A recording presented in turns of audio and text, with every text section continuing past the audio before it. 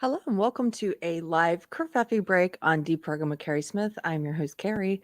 Welcome to the channel. If it's your first time here, Mondays and Fridays, we do a live show. We talk about what's in the news, what's on our mind with a chat. Hello, I see some familiar faces.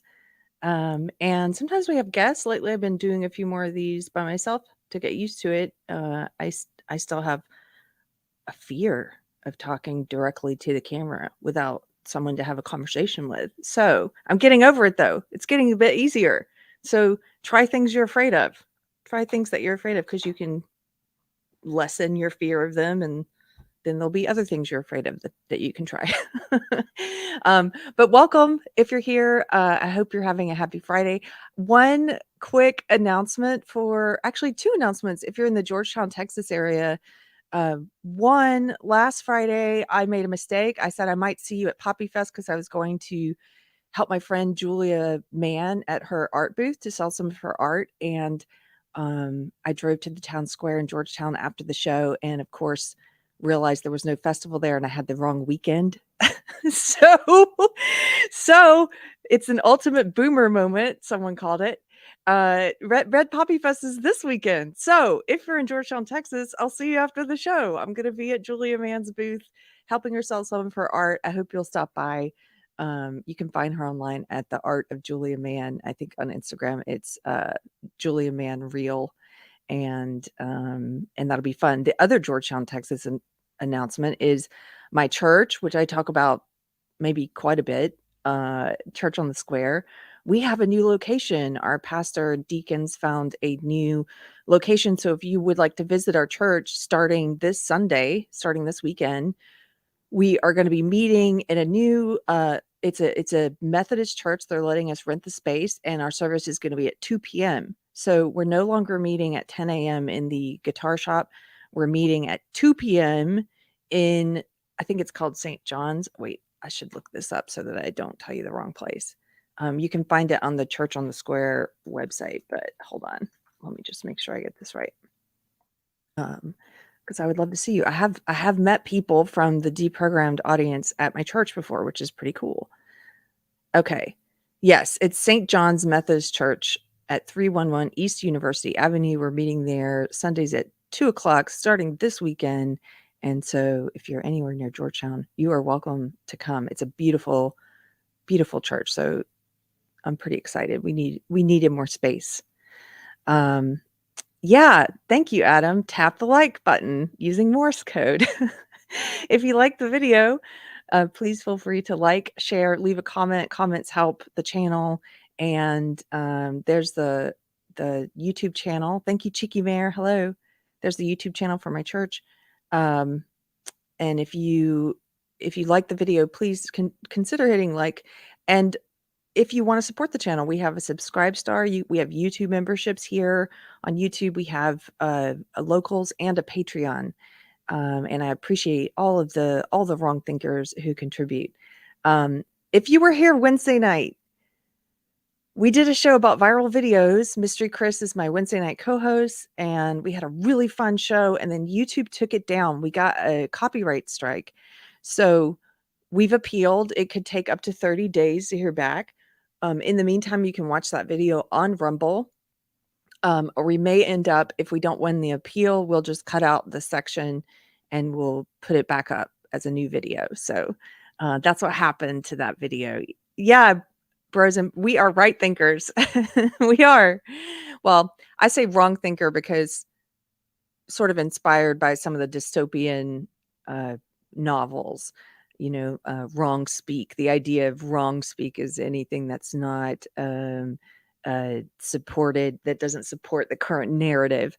And so it's kind of a joke, that in our audience, there are lots of wrong thinkers, wrong speakers, wrong knitters, wrong gamers, wrong sitters. If you're a man and they accuse you of manspreading, you're a wrong sitter. So that's kind of, yeah, you know why I newspeak. Yeah. Okay. So welcome. Today, this isn't like current events. This is just something ongoing that I became interested in again this week. I'm going to show you this tweet that I saw that kind of went viral, and we can talk a little bit about it and maybe what we think are some of the reasons behind this. This was interesting. If you can see this on the screen, this is a tweet from Miss Joe. I don't know her, but I follow her. The Real Miss Joe is her handle at Twitter.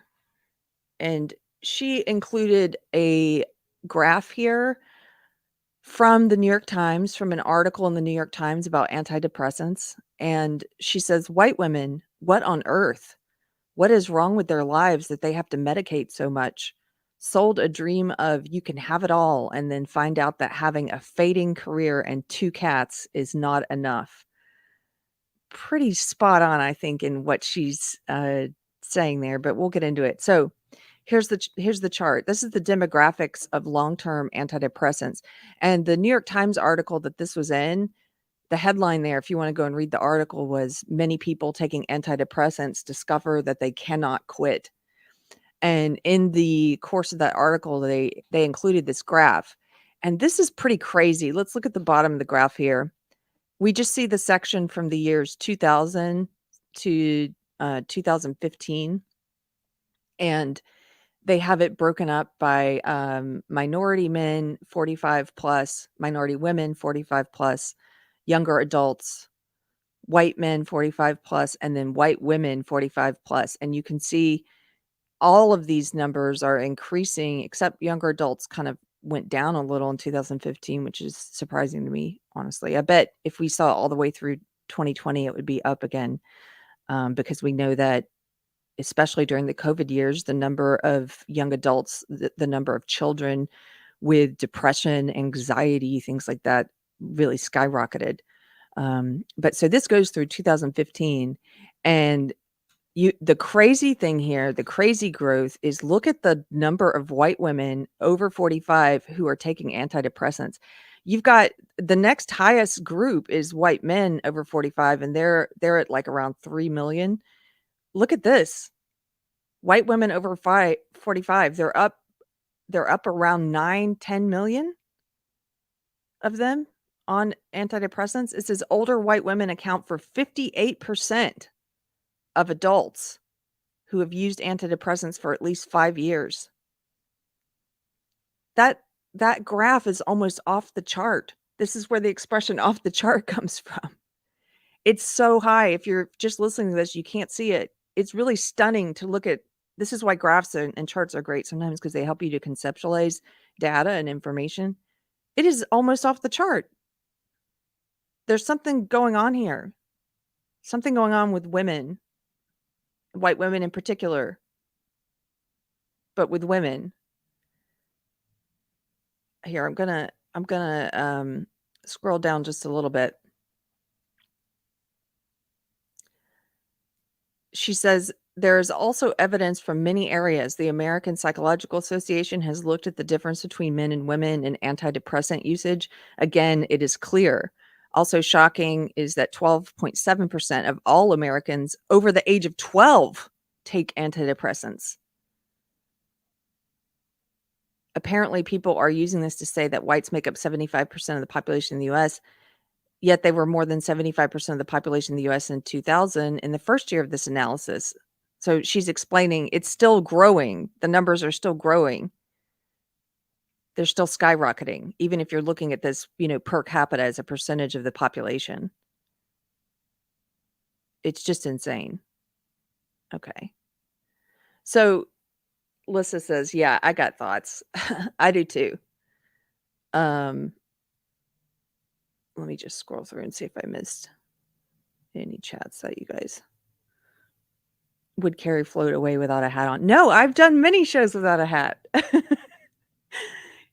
But when I don't wear a hat, people get upset now. But I don't always wear it. Okay, so this made me, the antidepressant use, I had a lot of thoughts about it as well. And one of the things it reminded me of is, if you look at studies of women self-reporting their levels of happiness, women's happiness levels have declined steadily since the 1970s, since what is known as what's often called the second wave feminist movement.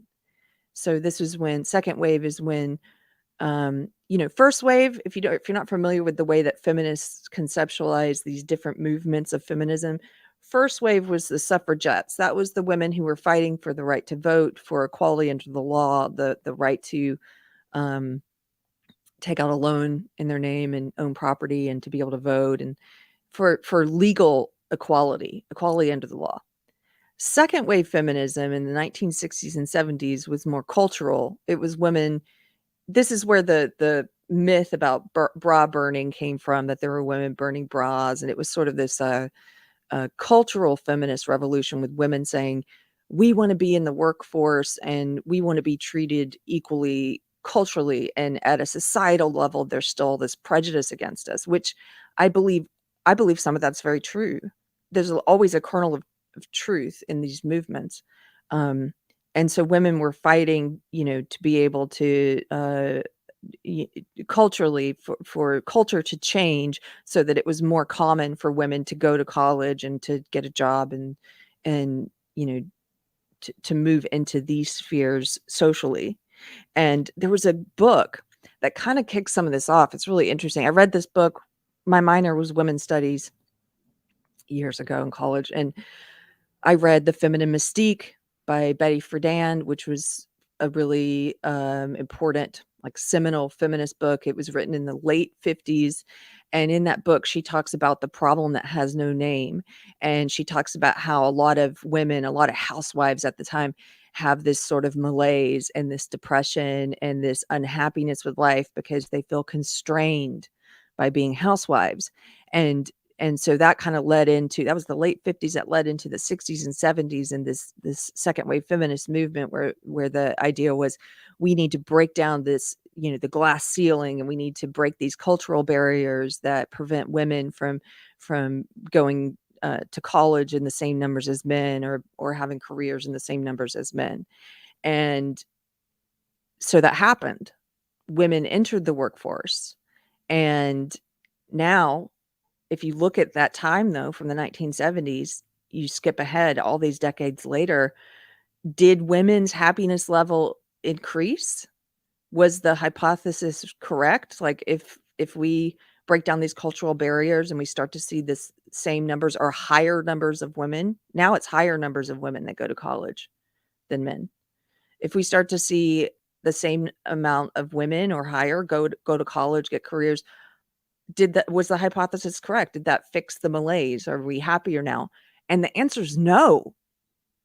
The data clearly shows, in study after study after study, that women self-report lower levels of happiness now. I'm going to show you this Vox article. Now, the reasons why, if you read any mainstream article or you read any woke article, explicitly woke article, they will eventually circle back and they will say, well, the reason is still sexism. Even though we overcame these cultural barriers, and it didn't lead to the higher levels of happiness that we thought it would, but the reason's still sexism. It's still the patriarchy, and we'll explain why. And I'm just tired of that lazy reasoning, because if you make a choice and you have a hypothesis and you say, I think this, if we do this, it's going to fix this problem, this perceived problem, right? And so you make that choice and you take that action. Like, if you're doing an experiment as a scientist and you take that action, if it doesn't give you the result you want, if it doesn't give you the result you think it's going to have, does that mean that you hang on to your conclusion anyway, despite the evidence? That's what I view this. That's not scientific, but that's what happens in these activist movements, is they will still say, despite all evidence, well, it didn't work out the way we thought it was going to work, but our hypothesis was still correct. And the reason why women are still unhappy, even though we did this thing that was supposed to alleviate the unhappiness, the reason why they're even more unhappy now, well, it's still because of sexism. That's like starting with the conclusion and working backwards and trying to make it fit. That's not science. Science doesn't start with the conclusion. Science asks questions. And what feminism is doing now, what social justice is doing now is sort of it's taking the questions off the table. You're not allowed to question woke or social justice. You're not allowed to question that there might be an answer here that's not simply sexism or some other ism. I'm so tired of the lazy isms being, offered as a conclusion without evidence. Like, oh, well, it must be racism.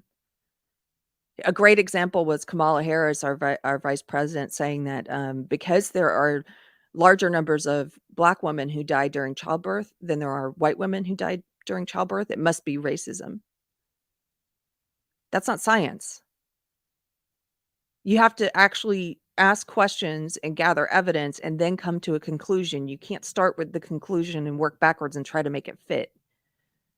But they choose these lazy answers all the time. Oh, it's sexism. Oh, it's racism. Okay, well let's look at this Vox article. Now, Vox, of course, this is a leftist publication coming from a left point of view, but even they are grappling with these studies. This is from 2019, this article, Women Are Increasingly Unhappy. This comic explains why. So try and tell you why. Okay, so let's look. Let me see if I need to make this larger. I can make it a little bit larger. So they have a comic here. American women have made incredible progress since 1970. And they have a little image of women protesting with signs that say women strike for peace and equality. And then the next image is a graph.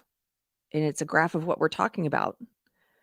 Women today are better educated and better paid than we were in 1970. And so if you look at this chart, they have from 1969, 1970, all the way through to 2009, 2010.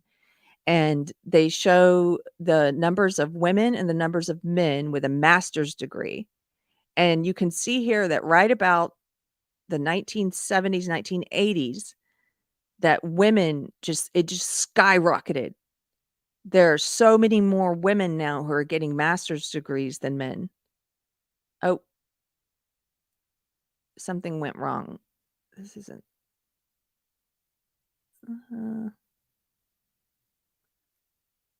Can you guys still see this on the screen? Because I can't.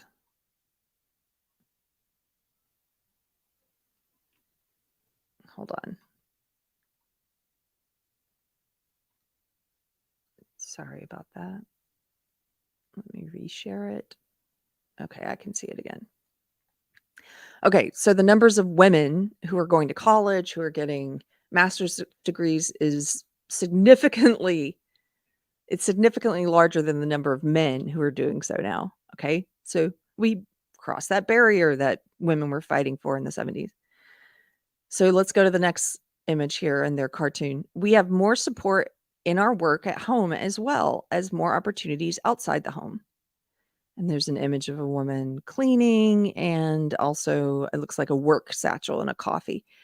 And then there's the next image says, we've made real gains towards equal rights and reproductive freedom. And then this chart, this is the happiness levels that we're talking about. It says, and yet, in the decades between 1970 and 2005, women's self-reported happiness scores have declined, both in the absolute and relative to men's scores. And so here we have a chart from 1970 to the year 2000, and these are the self-reported level of happiness from women. And you can see that it has declined rapidly since the 1970s, women's level of happiness. So is men's, by the way. Men's have also declined. There's this sharp drop-off point right around 1973 or so. But women used to score in the 70s, they scored as happier than men. And then we get to around a little bit after 1990, and women dipped below men, and they're still below men. This chart only goes through the year 2000, but we have data up until, I think the latest I saw was 2015, 2020, and we're going to look at some of those. But it's not only are women less happy than they were in the 1970s, they're less happy than men.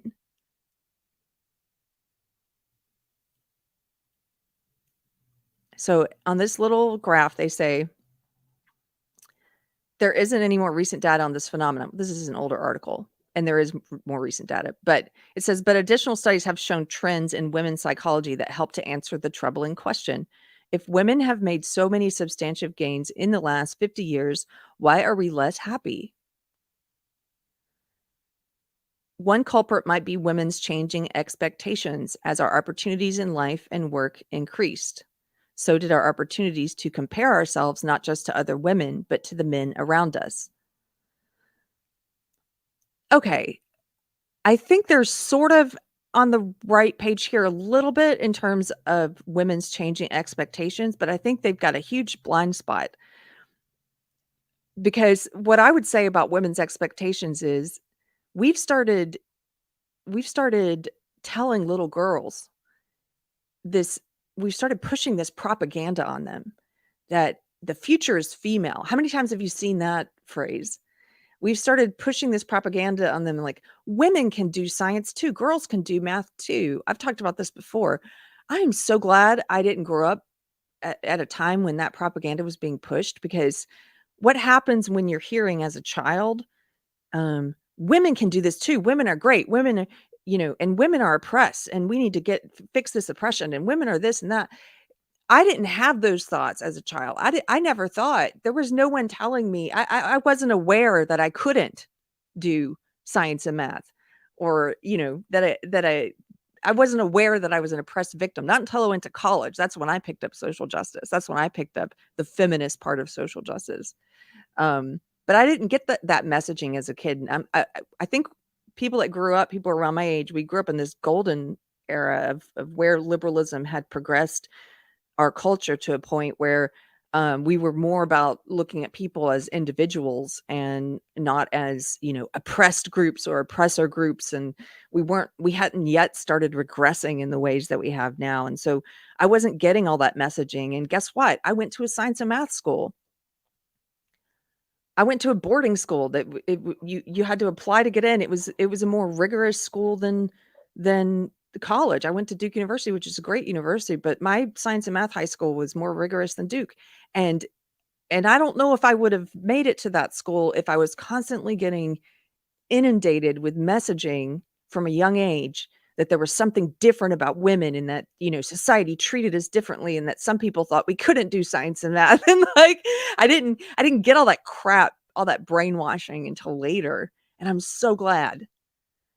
And so when they're talking here about women's changing expectations, I think a lot of young women, and we're about to look at the data that shows that young women, their level of happiness that young women, teenagers and young adult women are reporting, has dropped off even lower than women as a whole. Young women are reporting lower levels of unhappiness than women as a whole. And I think part of that is because this expectation that the propaganda is creating with women now, that like, you can do anything and everything, all things. You can have it all. The future's female. You can and should be doing everything. And it's impossible to do everything. It is. It's impossible in some ways to, to have a full-time career and also to be a good homemaker and child rearer. Like, one of those areas is going to suffer. That's necessary. And so, well, let's continue before I get into more of my opinion on what's happening here. This says, our expanding awareness of our persisting limitations, okay, might cause us to report feeling less happy. The growing complexity of women's lives may also be a factor. In 1970, a woman who was primarily a homemaker might judge her happiness based solely on her family life, whereas a woman 50 years later might be considering circumstances at home and at work. Well, yeah, that's her life now. That's her life now. It's both. All of this is good news, since it suggests that our frame of reference for happiness, since it suggests that it's our frame of reference for happiness that may have shifted. Really? Is it good news? It's good news now? that women have had self-reported rates of happiness that have been on a steep decline since the 70s. It's good news, guys. Don't worry about it. The bar has been raised, it says. But another explanation for the persistence of the male-female happiness gap is that men may have reaped more than their share of benefits from the women's movement. Oh, really? They may have reaped more of their share of benefits from the women's movement? Then why are their rates of happiness also declining? Their rates of happiness have also been dropping off since the 70s, but they reaped more of their share of benefits. Okay.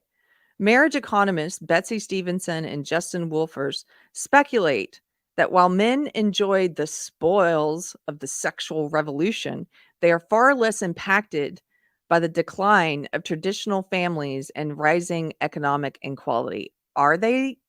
They're less impacted by the decline of traditional families? I would I would argue men and women are impacted. They're both impacted negatively. We're going to look at some of those stats too.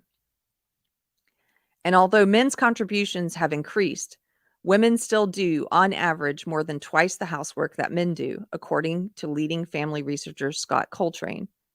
That's true. This is something that the feminists are calling the second shift. Since the 70s, they're saying, oh, well, okay, now women have entered the workforce, but they're still doing more of the housework and the child rearing. And so they're working a second shift when they get home.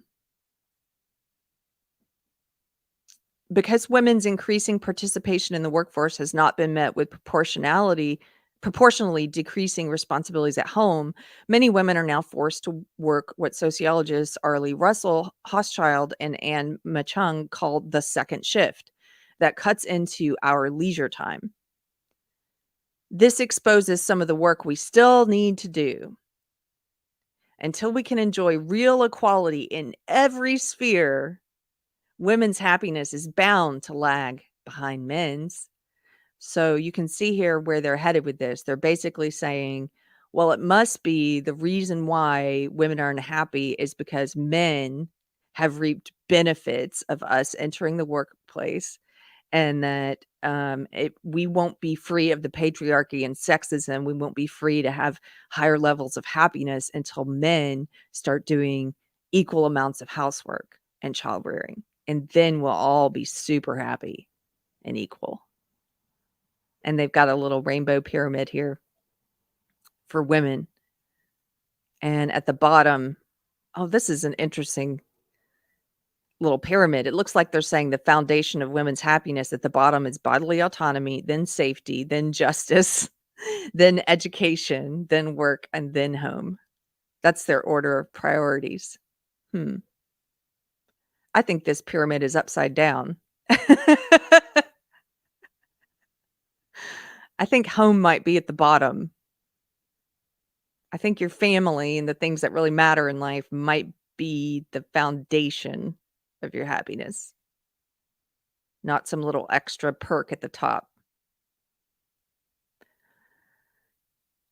Okay, we'll continue, especially now that we're finally close enough to seeing what we're missing. And then they have an image here of a woman trapped below a glass ceiling looking at the bottom of a man's work shoes, his business shoes. Oh, because we're women, we can see what we're missing. We're looking up there at how great men have it. They have it so great. It's still sexism that's making us unhappy, guys. Even though we overcame these legal barriers with the first wave feminist movement, and we overcame the cultural and societal barriers with the second wave movement, we're still unhappy because of men and their business. Look at their business shoes oppressing us above the glass.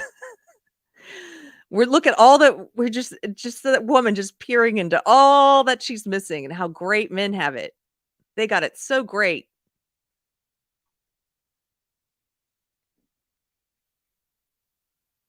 Rhymes with Orange says, yes, just where I expected they were going. Let's look at how great men have it. I've got some other stats pulled up. Okay. Where is this one?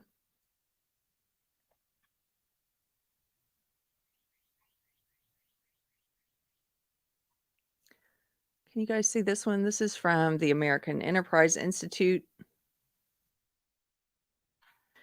and it's from 2021. It's a post called 2021 Update for Every 100 Girls. And so let's just look at the state of equality, what they want to call equality, and are all things equal? Let's look at some differences between men and women in 2021. For every 100 girls or women who earn an associate's degree, there are only 61 boys and men who earn one. For every 100 girls or women who earn a master's degree, there are only 65 boys and men who earn one. For every 100 women who are college-bound seniors with an A or A+ grade point average, there are only 65 men who have that. For every 100 women who are enrolled at U.S. graduate schools, there are only 68 men who are enrolled at U.S. graduate schools. For every 100 women who earn a bachelor's degree, there are 73 men who earn a bachelor's degree. For every 100 women who are enrolled in U.S. colleges, there are only 75 men who are enrolled in colleges, U.S. colleges. In high school, for every 100 women or girls who took an AP course in 2020, there were only 76 men who did. For every 100 girls who are in the top 10% of their high school class, there are only 79 men who are. For every 100 girls who have a first professional or doctor's degree, age 25 to 29, there are only 80 men. For every 100 women who earn a doctor's degree, there are only 85 men. For every 100 women aged 25 to 29 whose highest level of education is a bachelor's degree, there are 88 men. Now let's look at some of the negatives. For every 100 girls whose entry into kindergarten is delayed, there are 139 men or boys whose entry into kindergarten is delayed. For every 100 girls in public schools, K through 12, classified as having mental retardation, there are 140 boys. For every 100 girls, K through 12, classified as having a specific learning disability, there are 144 boys. For every 100 girls who repeat kindergarten, there are 145 boys. For every 100 girls age 3 to 17 diagnosed with communication disorders, there are 168 boys. For every 100 girls who abuse illicit drugs and alcohol, there are 180 boys. For every 100 girls who are suspended from school, there are 195 boys. For every 100 girls who are expelled from public schools, there are 223 boys. For every 100 women aged 25 to 34 who die, there are 227 men aged 25 to 34 who die. For every 100 women who die by opioid overdose, there are 227 men who do. For every 100 women who are homeless, there are 234 men who are homeless. For every 100 girls in public schools classified as having an emotional disturbance, there are 255 boys. For every 100 girls or women aged 15 to 24 years old who die, there are 270 boys or men who die in that age range. For every 100 women aged 15 to 19 who commit suicide, there are 293 boys or men who do. For every 100 women who were murdered in 2020, there were 344 men who were murdered. Ages 25 to 29, for every 100 women who commit suicide, there are 418 men who do. For every 100 women who are incarcerated in local jails, there are 614 men. For every 100 women aged 20 to 24 who die of homicide, there are 717 men. For every 100 women who die on the job while working, there are 1,118 men. Over 10 times as many men die on the job. Men work more dangerous jobs. You don't see the feminists saying, we need to break down the cement ceiling. That graphic wasn't an image of, a woman looking through the cement at how great men have it. For every 100 women who who are incarcerated in state and federal prisons, there are 1,225 men who are. For every 100 women who are incarcerated in federal prisons, there are 1,331 men who are. For every 100 women who died in combat in Afghanistan and Iraq, there were 4,102 men who did. And for every 100 women who were wounded in action in Afghanistan and Iraq, there were 5,026 men who did. I'm just sharing this. I'm not sharing this to argue men have it worse than women. I don't believe they do. I also don't believe women have it worse than men. My entire point is that it depends on what you're looking at. If you look at men and women as a group, just like any group, just like if we're looking at race, sexuality, any of the things that the social justice people love to look at, they cherry pick. They cherry pick so they can say, this group has it worse. Women have it worse. That image of the glass ceiling with the woman looking through at the man's business shoes. Oh, just wait until we break down those barriers and we have it so great like men, right? Men, look at all the ways in which men are more marginalized, to borrow their word, than women are. But they say men have reaped the rewards of the second wave feminist movement. They're doing so great, aren't they? Again, their happiness levels have also declined. That chart that we looked at, you could see theirs have dropped off too since the 1970s. So I think this destruction of the traditional family, as they put it in that graphic, it's had a negative impact on everyone, on women, on men, and especially on children. It hasn't been good for anyone. That graph that they had, where they had the foundation of women's happiness and they had abortion rights at the bottom and they had family life at the top, it's totally upside down. I think the family life, the things that matter, your purpose in life, your ultimate happiness, family life should be on the bottom. If you have healthy, strong families, you have a healthy, strong society. And so what's happened since the 70s, I think it's kind of obvious, unless you're in that echo chamber. It didn't used to be obvious to me because I was in that echo chamber. I was in that leftist, social justice, feminist echo chamber. And so I was one of these people who would just say, must still be sexism. The patriarchy, the man is keeping us down. That's why we're not happy, even though we've entered the workforce and we go to college at higher rates than men do, and we attain degrees at higher rates than men. And the wage gap, by the way, which is not real. It's not real. If you account for women taking time off between jobs, for women who work part-time jobs, if you account for those factors, women actually make more than men in the workplace.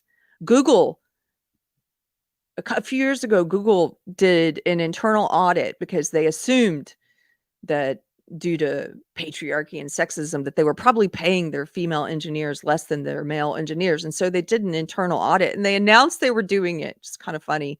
It's because then they had to announce the results. And the results were, oh, wait, we're not paying our men as much as we are the women. They had to pay the men more. So that wage gap thing isn't real. But what happened is when women entered the workforce, after this second wave cultural feminist revolution, we doubled the workforce. Okay. So there's 2 times as many people now willing to work, able to work. Culturally, it's accepted that they work, even that they should work, that everyone, man and woman everyone should be working outside the home. Okay. So what does that do? You've got double the workforce. Necessarily, it lowers the wages. When you account for inflation, people make less now than they used to. And so now we've hit a place where things have become so expensive. The standard of living is so expensive now. The price of a home is so expensive. The cost of living, the rising gas prices, grocery prices, everything it takes to live and to raise a family has become so expensive that most people need two parents who work outside of the home, two incomes to be able to survive, or they think they do. It used to be that a family could survive on one income because it was socially acceptable that one parent, usually the woman, would be staying home. But now, doubled the workforce. They don't have to pay as much. There's twice as many people lining up for a job. So you need two parents. So now, even if you have women who maybe don't want to work outside of the home, we flipped it. We flipped what was, what they were fighting against in the 60s and 70s, this culturally accepted idea that women would work from the home and that men would go out and bring the bacon home. And, that was what was the norm. We flipped the norm. So now the norm is men and women work. And if you're a woman who chooses to stay home and be a homemaker, people look down their nose at you. I know I used to when I was in that feminist world, the social justice world. People look down their nose at you. It's not as culturally accepted to do that. Now the norm is for women to go out into work. And if you're a woman who doesn't want to do that, not only do people look down their nose at you, but it's harder now because now your man, the guy that's going out, the one in the family is going out and bringing home the bacon, is not bringing home as much bacon because wages have decreased.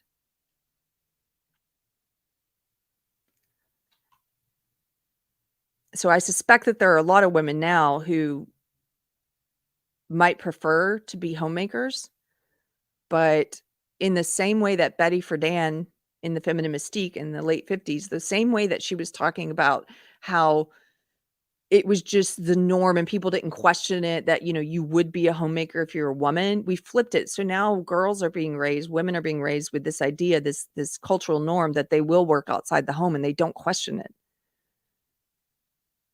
They think they have to. And if they fight all of that programming and that propaganda and they choose to be a homemaker, they're going to find it more difficult to do so because the husband who's working outside the home is not making as much money.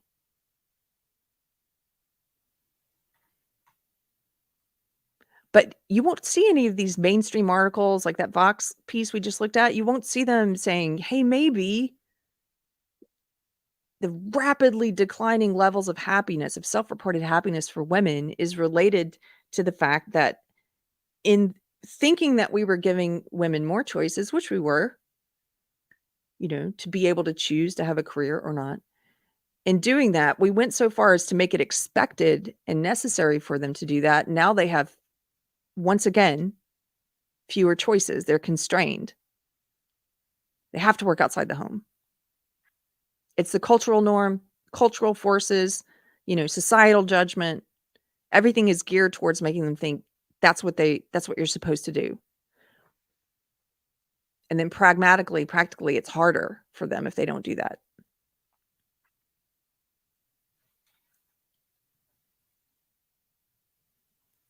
I've got a few more articles we can look at with some of these numbers. Yeah, Jonah, he says the pendulum swings to extremes. It does. John, has Keri ever interviewed Gothics or vice versa? I have. Here on Deprogrammed, just look up Deprogrammed Keri Smith and Gothics. I did get to interview Gothics on this channel, which was awesome. I love talking to her. I also was on a Dangerous Rhetorics channel with her for a really interesting conversation about Christianity and homosexuality. And so you can go check that out as well. Oh, Vermont Cheddar, thank you so much. New YouTube member.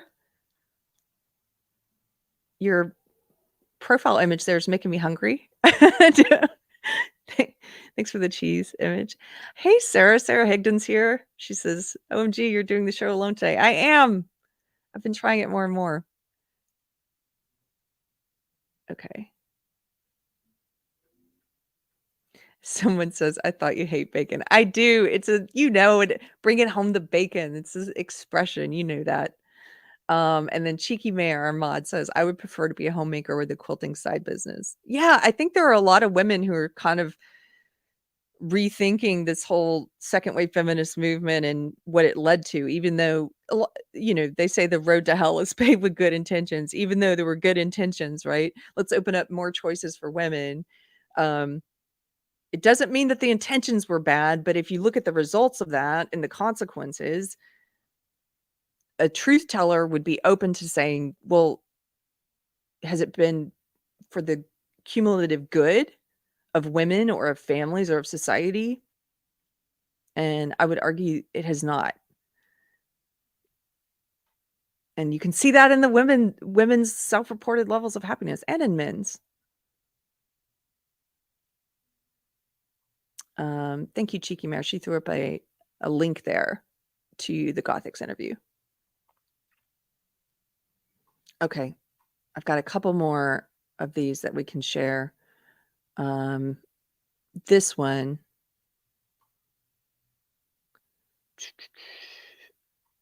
The paradox of declining female happiness.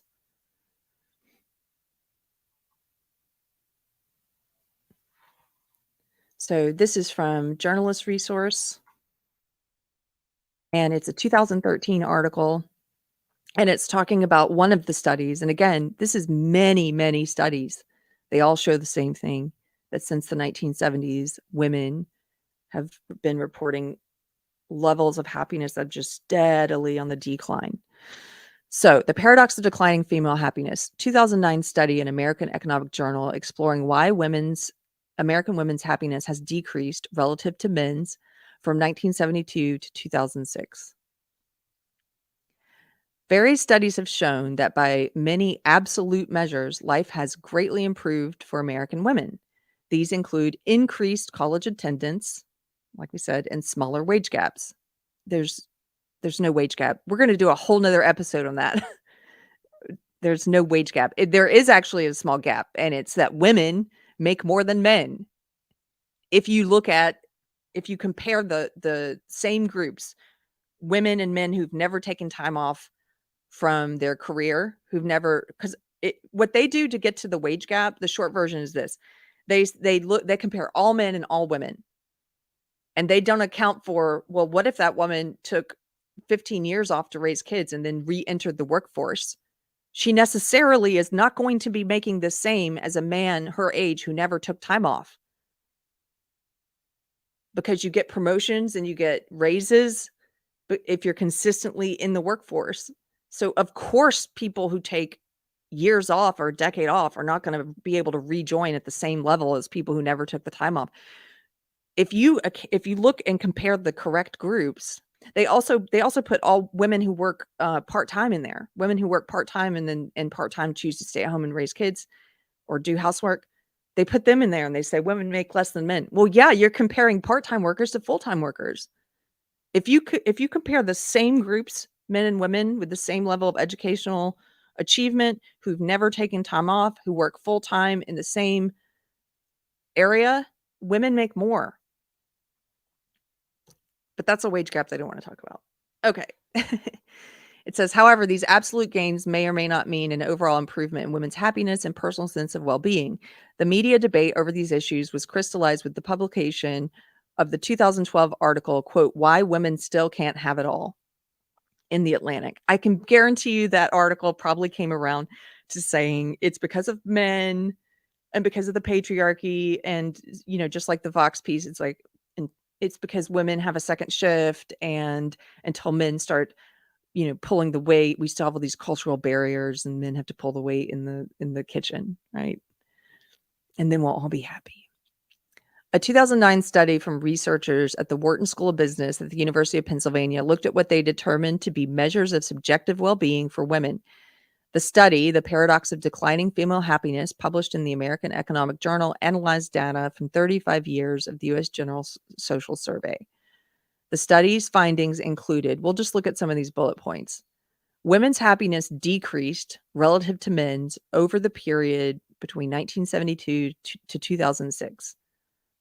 Women begin the sample 4 percentage points more likely than men to report that they're very happy, and they end the sample 1 percentage point less likely, with the proportion of women reporting that they are happy falling 0.15 percentage points a year relative to men.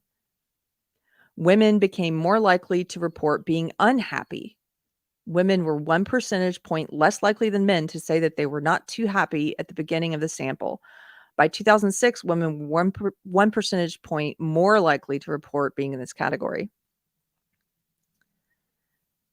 The decline in women's happiness could be comparable to the negative effects of a decline in the U.S. economy. Quote, the relative decline in women's well-being over the past 35 years is equivalent to a fall in GDP of 0.32 log points. Yeah, men and women's declining levels of happiness might be related to the economy and the fact that now that we've doubled the workforce, wages have decreased. And so everyone is struggling. The decline was also discernible among younger females. This was the stat I was talking about earlier. Over the same period of time, there was a large decline in girls' happiness relative to that of boys, a difference that is somewhat larger than seen among US adults even. So younger women are reporting even higher levels of unhappiness since the 70s. I think some of that is due to the messaging we talked about. It's due to the propaganda, all this stuff that is meant to increase women's self-esteem that they're pushing on young girls, but I think it has the opposite effect. Because once again, if someone is in your classroom, if you're seeing posters and all kinds of propaganda that's like, girls can be good at science, they can be, you know. It's like it makes you question, like, are we not? Do we need this extra incentive, this extra help and self-esteem boosting? Why are they focusing on us so much and telling us this? Do people think we're not good at math? Are we not good at math? Like, it has the opposite effect. I really don't like I know I'm laughing at it because it's funny, but that's true. I don't think it's good for girls to get that messaging. That's why I hate if you go into Target or a store and you see this whole girls empowerment section of clothing and it's like, girls are the best. The future's female. Women can do math. Girls can do STEM. Like I would never, if I had a daughter, I would never buy that stuff for her. I would try to shield her from ever seeing that stuff. From ever thinking she's different and needs extra encouragement because she's a girl. It's like a participation trophy. You're special. Like, oh.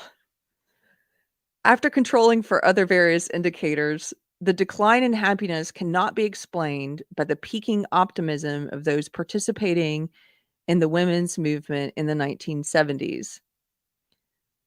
So they're saying that the decline in women's happiness can't be explained by the possibility that there was a lot of optimism from the second wave feminist movement, and then after we achieved those goals, like the optimism went down. I don't know if that's necessarily true. Because I think women were kind of sold this bill of goods where it's like, if we achieve these things, like first wave feminism, like we just need to achieve equality under the law. Great. I agree with that. Awesome. Open up more opportunities. And then second wave feminism, we just need to achieve cultural equality and the way we think about women, and we need to open up all these opportunities and then we'll be so much happier. And then we did that. And did it work? No. Okay, next bullet point. Though there have been, quote, compositional shifts in employment for women, the data show, quote, neither trend nor level differences in happiness by employment for women throughout the 35-year period. Increased enrollment of women in higher education also does not explain the decline in happiness. Women of all education groups have become less happy over time, with declines in happiness having been the steepest among those with some college. Well, yeah, that makes sense in a way, because we're telling women they have to have all college. Like, Again, you need to do it all. You can do it all. You can be everything. You can have a high-powered career and be a mom and, have a happy home life and romantic home life and spend time on your man. You can do all of it. And so, of course, it's gonna lead women I think it's gonna lead women anyway who only achieve some of that to feel like, "Well, I guess I didn't attain that cultural norm. I didn't finish college." Another apparent trend relates to women's attitudes towards their romantic lives. On average, women are less happy with their marriage than men, and women have become less happy with their marriage over time. Yes, men have also become less happy with their marriages, but women even more so. Again, that makes sense. If you destroy the traditional family and the structure of the family, the people are not gonna be as happy in it. Of course they're not. You're not spending as much time on or with your partner. And the feminists are saying, these fourth wave feminists, the social justice feminists are saying, well, you both need to work full time 9 to 7. That's really what the workday is, not 9 to 5. You need to work 9 to 7 and then get home at 8 o'clock. And you both need to do a bunch of housework and cook and then have time to spend, some quality romantic time with each other and some time with the kids. How is that possible? And be in bed by 10 so you can get up and do it all over again the next day. You've got 2 hours to get home and do all your housework, both of you, and spend time with each other and with the kids. And do all the housework that wasn't done during the day. Unless or you could choose to work harder and work more than one job and make enough money to hire someone to raise your kids and do the child rearing and to hire someone to be a housekeeper. So you gotta work even more so you can pay somebody to do those things that women used to do, that one spouse used to do while the other spouse was out getting money. One spouse would be at home taking care of things, so you both didn't have to squeeze it all into 2 hours along with quality time with each other. It's impossible. How do you both come home at 8 o'clock at night and make a good dinner and do housekeeping and focus on the kids and help them do their homework and have enough time left over for quality time with each other? How do you pack that into 2 hours? No wonder people are unhappy. Okay, so here's the end of this article. Researchers conclude that these patterns of declining happiness may be an indication of changing realities for women. Yeah. They note that, quote, life satisfaction may have previously meant satisfaction at home and has increasingly come to mean some combination of satisfaction at home and satisfaction at work. This averaging over many domains may lead to falling average satisfaction if it is difficult to achieve the same degree of satisfaction in multiple domains. Guess what? It is. It's like studies have concluded that maybe the sky is blue. It is harder to achieve satisfaction in multiple domains, to be everything and do everything. I'm not saying I don't want anyone to get this wrong. I'm not saying the aims of the first wave feminist movement, opening equality under the law weren't good. Women should be able to vote, obviously, and to own property, obviously, to be treated equally to the law, obviously. And I'm not saying that the aims of the second wave feminist movement weren't good. I disagree with some in the chat who are saying there were not good intentions. Maybe you know more than I do. I should read more about it, but I think a lot of the people who participated in it anyway, like a lot of the people who participate in social justice today, they have good intentions. And I think the intention was to open up more opportunities for women culturally and socially, you know, to make it so that it wasn't so weird for a woman who wanted to go to college or to get a job. Fine, great. But what we did was we went to this other extreme. We went to this place where it's like, no, you have to. You have to get a job. You have to do it all.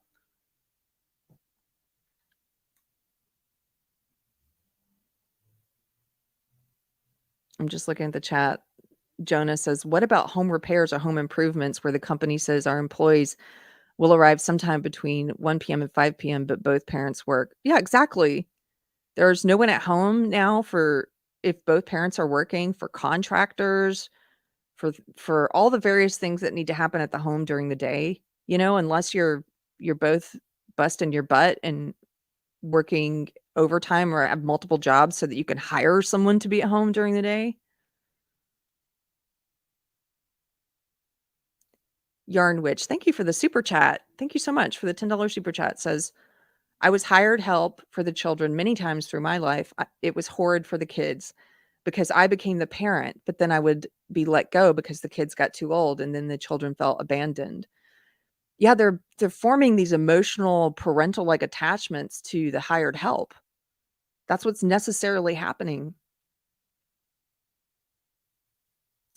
In some ways, people wanna call me conservative now or right wing or whatever, and I think they have it wrong when it comes to policy or politics or philosophy. I don't view myself as right wing, whatever that means. Not that there's anything wrong with right wing, but on a personal level, they're correct. I am more conservative on a personal level in terms of how I think personally I choose to live and probably what's best for people, life choices that people make. And so I have become more conservative in that way. And I've in the past few years been questioning all the assumptions, all the programming, all the cultural norms that I grew up with as a result of the second wave and third wave feminist movements. And I have come to the conclusion that it is probably best. This shouldn't be controversial to say, but it is today because it's not the norm anymore. But it is probably best for children to grow up in a two-parent home with both of their biological parents. Actually, that's not even an assumption. That's true. If you look at stats, it shows you that the biggest indicator of a child's success across every metric, across emotional success, psychological development, financial success, career, um, mental health, all of it, that the biggest indicator is not a child's race, economic level, gender, none of these identity groups that social justice people talk about, that the greatest privilege for children, the thing that's going to give them the greatest likelihood on average of being successful in multiple ways is growing up in a two-parent home with both biological parents, a stable, healthy home with both biological parents. That's a data point. That's in studies. The social justice people will never talk about that privilege in all of their talk of privilege and marginalization because they don't want to support the idea of traditional families and two-parent homes. But sorry, I lost my train of thought for a second because I saw this in the chat. Someone saying far right. Yeah. Oh, about being more conservative personally. So statistically, we know it's better for children on average to grow up in a two-parent home with both biological parents. My opinion is that it's probably also best for children to grow up with one parent being a homemaker. And I don't care if it's the man or the woman who's the one that stays at home, but I think on average, studies show, yes, that women are better suited for that, and they more often choose that. It doesn't mean there aren't outliers. And no judgment if you're in an outlier family where the man is the one who chooses to be the homemaker for whatever reason, the woman chooses to go make the money. Great.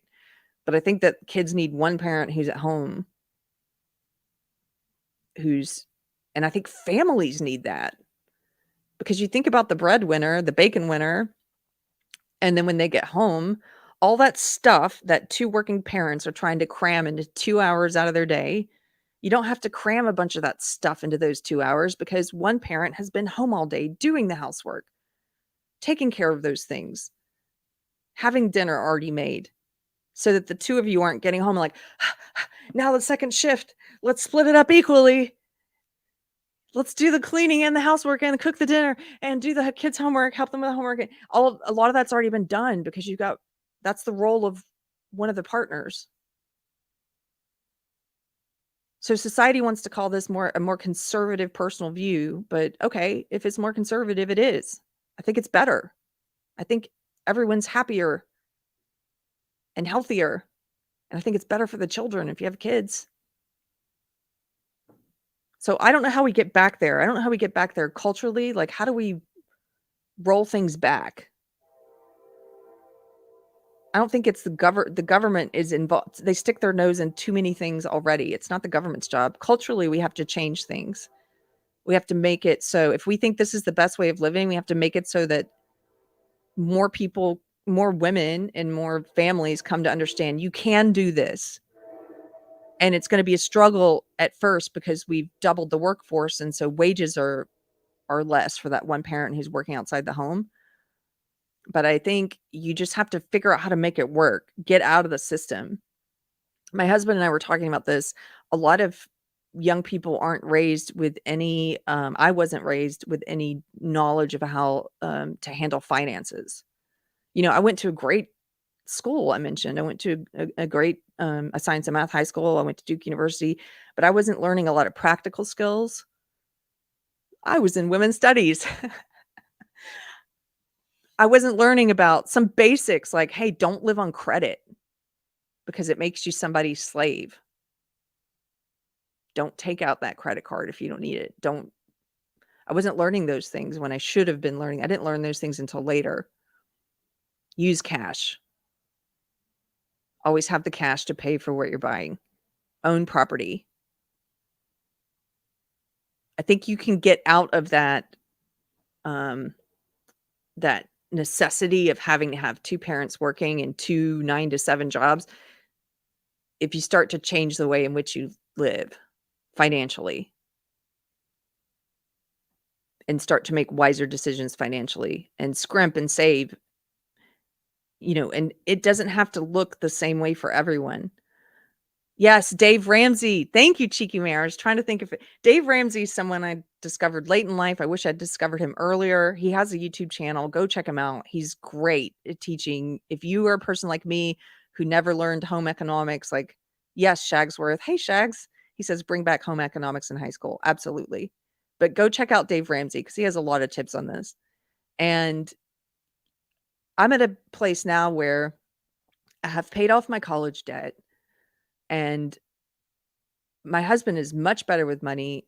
He did learn these lessons. I think he taught himself a lot of these financial lessons at an early age. And so, if you get to that place where, see, the modern society tells everyone to live beyond their means. People have so much debt. They're living off of money they don't have. They're taking out loans for cars and for houses, and they're racking up credit card debt. And it's like this idea of like, well, I'll pay that later, which is going to require you to keep working that 9 to 7, you and your partner, you and your spouse, because you got to pay off the banks, you've got to pay off the debt, and you've got all the interest that you've now got to pay off as well. And it's just this continual, like, you're like a hamster on a wheel paying people off. I know this is common sense to many of you, and you're probably laughing at me, but it took me a while to understand this.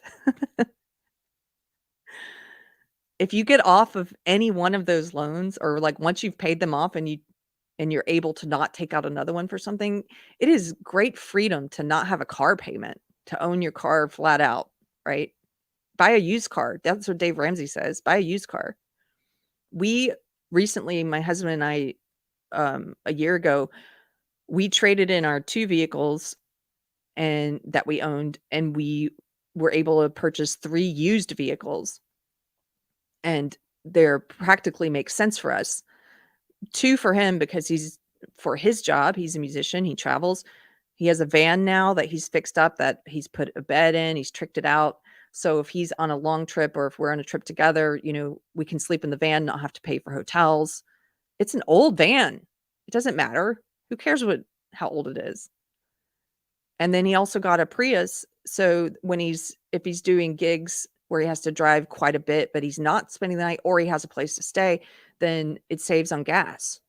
So both of those vehicles are, uh, for practically, they're very good choices. And we were able to get 3. I traded in my newer truck and got this much older truck, which is better. Who cares that it's old? It's a larger truck. I can carry more things in it. I can help more people move. Um, John says, "Is Anthony good at car repairs? Saves a lot of money." No, not yet. He hasn't learned a lot about that, although he probably will. He's been learning a lot of house repairs on YouTube. It saved us money on plumbers when we had a pipe freeze. He figured out how to fix that. And so that's another thing you can do. But yeah, if you're a young person and you're watching this, I know the last live show I did, I had a younger person in the chat. Um, Look, I love that. I view that as, like, I get a chance to talk to my younger self, things I would tell my younger self, like, "Don't take out a lot of loans, don't take out a lot of debt, like, live on what you have and save, and your future self is going to be so happy that you did that, and that you don't have this continual, like, paying the man, paying the man, paying the man every month." Bros and Bros says, "That's so weird. I'm an Anthony and I'm a musician." "Oh, well, nice to meet you." Lisa K says, "The snowball debt eliminator is an easy way to get out of debt and even pay off stuff early." That's great. Thank you for recommending that. I haven't heard of that. So anybody who is in debt and wants to figure out how to get out of it, check that out. But I think that's the way to do it, to change the culture. We just have to do it family by family, individual by individual. We just have to, one by one, as if you're single, as a single person, or if you're in a family, as a family, you change the culture by just, changing yourself. Be the change you want to see in the world. You know that famous quote? That's what this means. Just make life choices that change things. And I don't know. I think we need to get back to that place where it's more of the norm and people don't think it's weird for one parent. It will usually probably be the woman to be a homemaker. And it doesn't, like I said, it doesn't have to look the same for everyone. I wouldn't call myself a homemaker. I want to be. I'm working on it. But my husband and I both work, um, different kinds of jobs. We're like, I don't do 9 to 7s anymore. I've done all kinds of jobs. I used to have a career in the entertainment industry.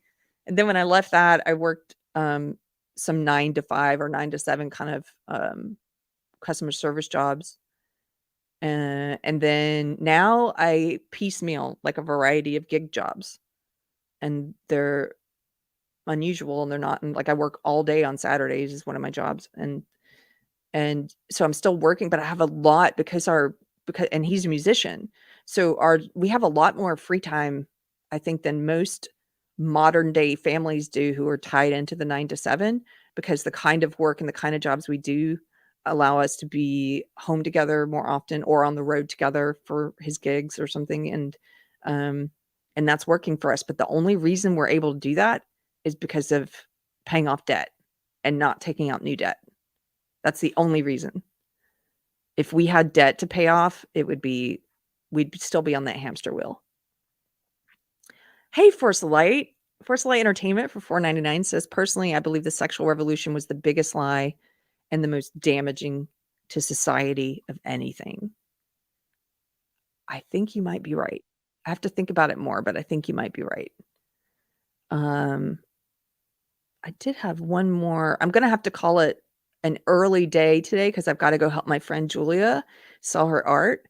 So I might be wrapping up soon, but thank you, Tara T. I love your avatar. Tara T, thank you for the $9.99 super chat. Says, "Family life has become less conducive for human well-being since the Industrial Revolution.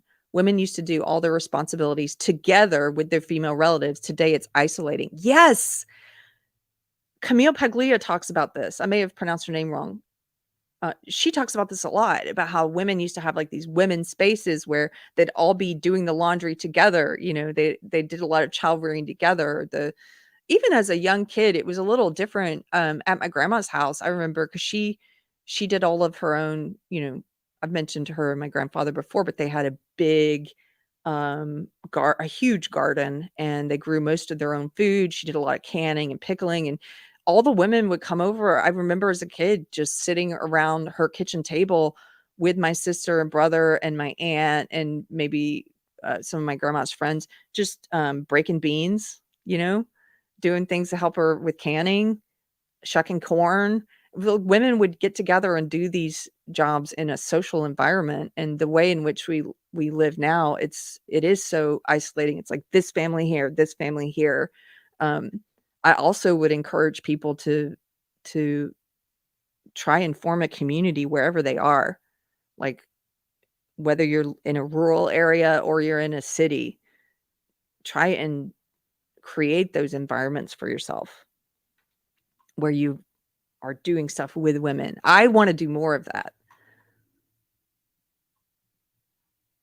Okay. Jonah says, I think it's Paglia.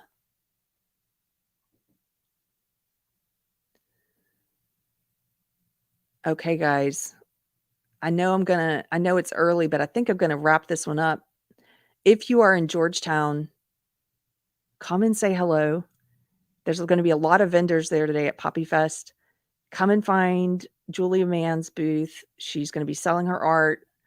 I'll be helping her out. I would love to say hello. Tiger will be there, and I hope to see you. Thanks for hanging out today. That's really all I had to say about this. I would like to do another video just about the wage gap myth at some point. And if you are new to this channel and maybe you have been told this is a right-wing channel or whatever, you're here to hate on me or hate on us, that's okay. I encourage you to stick around with an open mind and maybe find out, oh, that's not what I thought it was. And I hope you have a nice day too. And if you don't like the video, still leave a comment because that'll help the algorithm. You guys, I hope you have a great weekend. I'm really jealous. A bunch of the streamers are in Vegas right now. I saw Culture Casinos there, Comics Division, Chrissy Mayer, Gary Nerdrotic, like a whole lot of people. And I'm having serious FOMO by not being there. I hope that if you're there, you guys are having a great time and meeting people. Thank you for the super chat. Michael Collier, 4.99 says, I enjoyed the podcast while working on the house. Look at that. Have a great day. Have a great day. That makes me happy. I'm going to be doing some gardening videos soon. I am. People have been sending me so many suggestions. We're going to figure out how to do a gardening video. Gardening for newbies. Okay, guys. Have a good weekend. That's it for today. Take care.